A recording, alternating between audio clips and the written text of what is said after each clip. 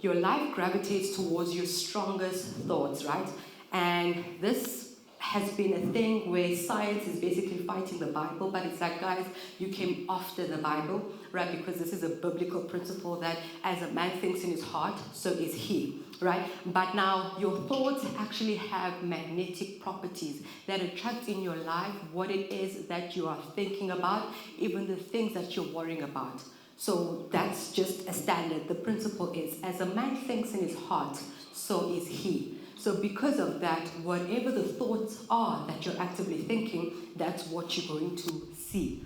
So you can see this in Job's life, right? He said in another scripture that the things I greatly feared have come upon me, right? I won't even go into detail with Job's life because that guy went through a lot.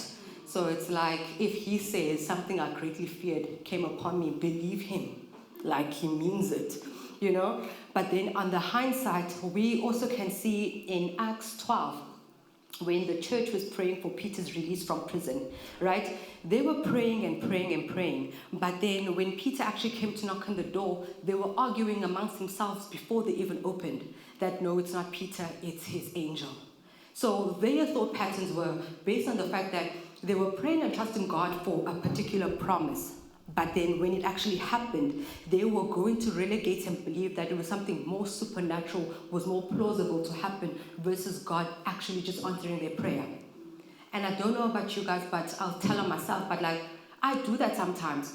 You find that you can be praying for something for so long. As soon as that thing, God answers that particular prayer, then all of a sudden you're like, no, can't happen. It doesn't happen to people like me. Or no, why did it happen so soon? It's a system thing. You start making excuses because it's proving that you actually didn't even truly believe what you were trusting God for. Because if you had believed that, you would have been able to stay expectant to even recognize it when it's literally knocking at the door.